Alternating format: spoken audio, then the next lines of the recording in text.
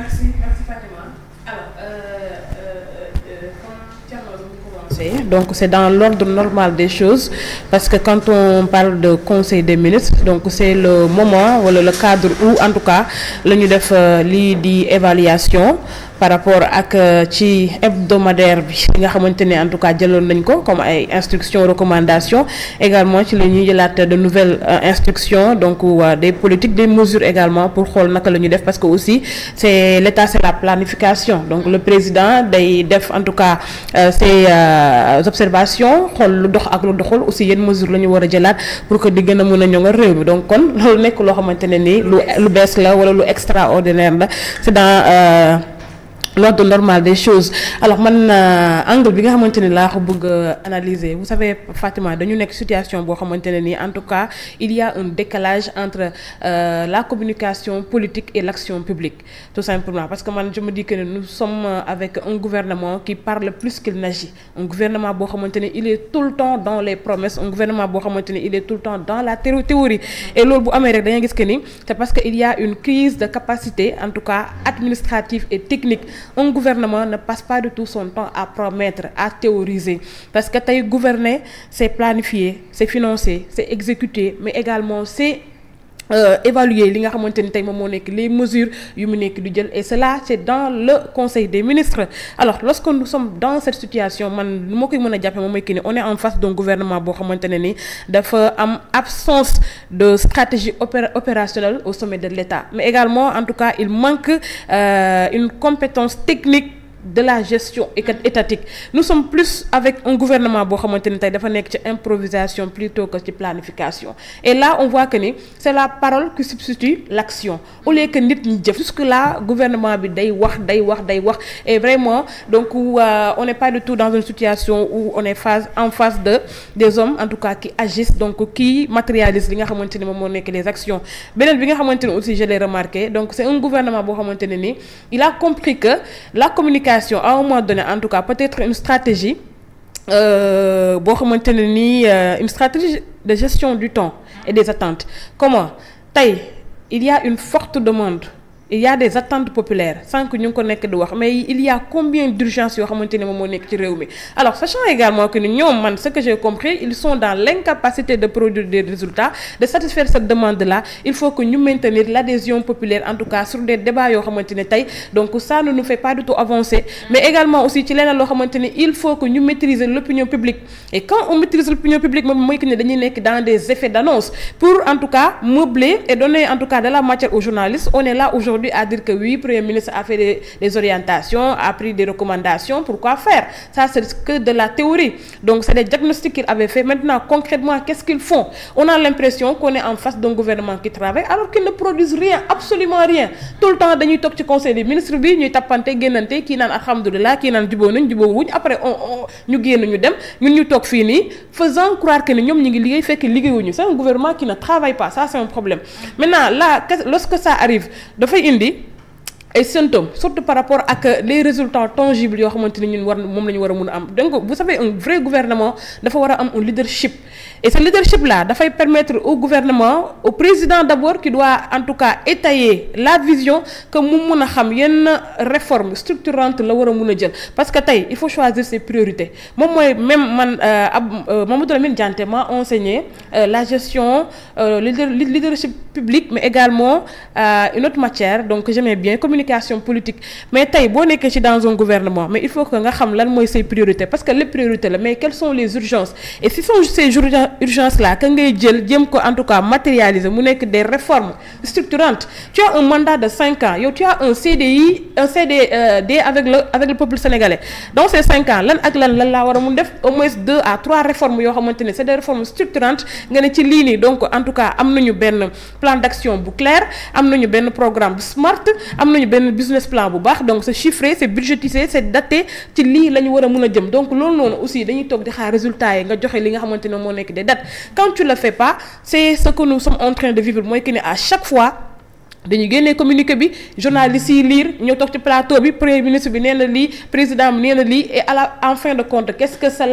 cela produit exactement rien du tout depuis ñu commencé ba léegi tout ce qu'on avait eu à dire dans le communiqué des conseils des ministres mais lan lañ ci matérialiser la preuve je donne juste un exemple pour montrer que ni le gouvernement il ne travaille pas Bassirou Diomaye Diakhar Faye bu mu ñëwee toog dafa wax que ni on va faire des réformes commençons par la justice nga ñëw nga indi en tout cas assise de la justice mais ces recommandations où sont-ils là munoo fexe en tout cas ba ñuy matérialiser benn ci recommandation yi pour que ñu xam ne lii nii kat c'est des réformes yoo xamante ne appliqué nañ ko tey premier ministre bi defoon na un dialogue tripartite avec le gouvernement avec le patronat avec les syndicats tey fan la recommandation yooyu nekk defoon na un dialogue pour stabiliser le pacte social tey fan la toll vous nous avez promis que boo leen ñëwee li ngeen njëkk a def moom mooy que ni da ngeen di criminaliser l'homosexualité ça ne demande pas du tout des moyens il suffit juste que nga am benn projet wala proposition de loi fan ngeen ci tool ils nous avaient également dit que bu ñëwee loi amnistie bi qu'est-ce que ça demande que mu nekk parlementaire wala le président que vous ayez de la volonté waxoon nañu bu ñu ñëwee président jëloon na ay mesures mu ne le premier ministre il faut que ñu def ay politique de jeunesse pour que ñu mun a jël en compte li nga xamante ni tey moom moo nekk cette demande sociale le chômage tey fan la ci premier ministre bi tool président Bassirou Diomaye Diakhar Faye ne woon na Aliou Sall demal nga toog ak journalistes yi parce que cette crise là il faut qu'on la règle fan la toll fan lañ toll ak 1000 volontaires yi par rapport ak le ministère du commerce entre autres donc ñoom ils sont dans l'effet d'annonce donc dañuy ñëw pour meubler pour jox de la matière aux journalistes à la population ñuy toog di nekk di baigner dans l'illusion dinañ def duñu def di meubler le temps maintenant sachant également que aujourd'hui nous sommes à 2 ans bientôt 3 ans duñu def dara maintenant il faut accumuler il faut accélérer li nga xamante ni tey moom moo nekk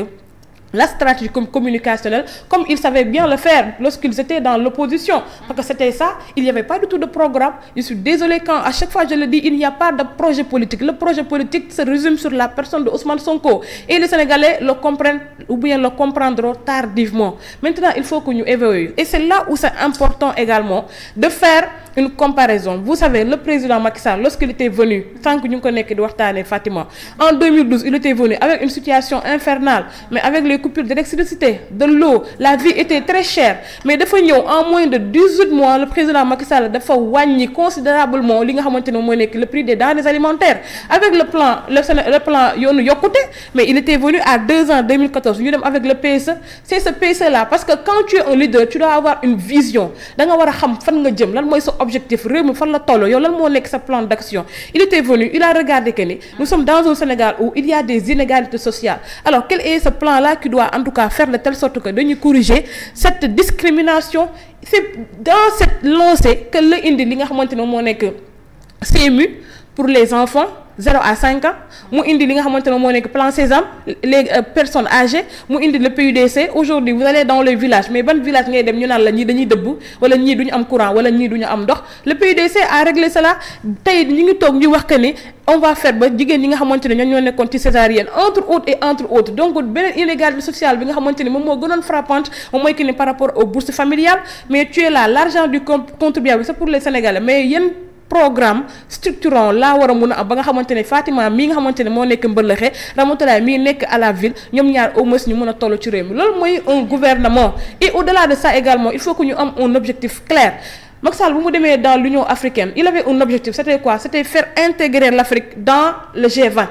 et il a travaillé ci benn mandat mu réussir loolu donc loolu da nga xam yow fan ngay jëm tu n'es pas là en train de tâtonner wala ngay en tout cas de chercher de midi à 14h maintenant ce qui le fait moom mooy que ni malheureusement encore une fois ils sont dans l'incompétence parce que c'est un gouvernement qui n'a jamais rien géré de un deuxièmement au lieu que ñu ñëw ñu concentré wu ci mots yi nga xamante ne moom mooy gangrène la société ils sont là à penser aux questions politiciennes quand je pense quelqu'un comme Moustapha Guirassy qui on l'attendait ci des réformes structurantes par rapport ak l'éducation bi nga xamante ne nii l'éducation de base bi nga xamante ne tey ñoom bokkoon na seen mesure phare ñu ne dañuy en tout cas jéem a éduquer la population et ça passe par li nga xamante ne moo nekk la base mooy l'éducation nationale qui sort hier dans le conseil des ministres pour dire que ni je n'ai jamais vécu un tel conseil parce que affaire yi c'était vraiment bien dugg na fi génn fi mais est-ce que c'est ce qu'on attend de toi ça nous intéresse yéen est-ce que yéen déjà est-ce que ñoom ils sont conscients que ni c'est le président qui coiffe tout le premier ministre il est là en train de coordonner mais kenn ku nekk si ñoom da nga am une mission bien définie donc kenn ku nekk si ñoom dañoo jox benn direction wala benn ministère boo xamante ne ni avec en tout cas des enjeux mais on dirait que ñoom ñëpp dañuy topp daal la kër la kenn ku nekk di dem rek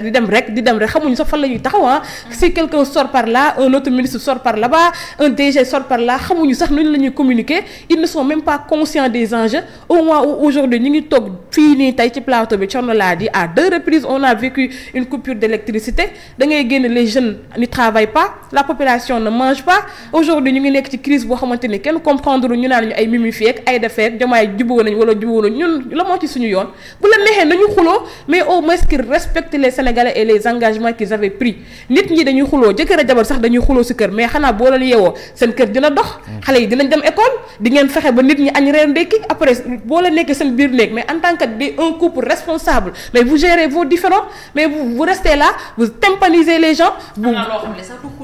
ba pare ngeen di empêcher nit ñi également ñuy évoluer c'est tout simplement cela vous empêchez les gens à évoluer cela montre tout simplement que ni un homme d'État doit avoir de la grandeur doit avoir de la retenue et de la tenue mais également doit mériter li nga xamante ne moom mooy que manteau bu ñu ko nekk di jox maintenant quand tu le fais pas il y a un grand penseur qui disait que ni le peuple ne mérite que ses dirigeants yow boo xoolee sa bopp rek ñooñu la yàlla di jox maintenant il est temps que la population s'éveille et aussi ñu xam ne les politiciens là il faut que ñu am beneen regard beneen approche ak ñoom bu fekkee bëgg nañu respecter ñu parce que ce que le PASTEF est en train de faire aujourd'hui c'est manquer de respect aux Sénégalais Macky Sall n'a jamais osé faire ceci amul crise bi fi mënti am mais il y avait toujours un homme d'État boo xamante ne tey mi ngi doon jéem a régler mais aussi ses ministres le respectaient mais aujourd'hui c'est des enfantillages Amadou Ba qui sort par ici Guirassy qui sort par là DG bi sorti par fii mu mel ni daal tànn biir la ñu nekk on ne comprend plus rien et c'est dommage en tant que citoyenne journaliste tu veux commenter des faits tu vas pas de la matière en tout cas pour donner ça aux Sénégalais mais ci lii nii dañ lay servir mais bon comme que les Sénégalais l'ont choisi on va vivre avec. Ouais, on a choisi le changement. Voilà. mel na ko désolé quoi. non mais c'est désolant en fait. 13 heures. Parce que mënoo nekk 2 ans Thierno ba léegi mënu yow 2 ans yi ñun ci polémique rek lañ nekk. waaye 20 mois ci polémique rek lañ nekk. démb 13 heures Ramatoulaye dama doon dem Notre Dame may jëli sama doom yi ma romb école bi nekk.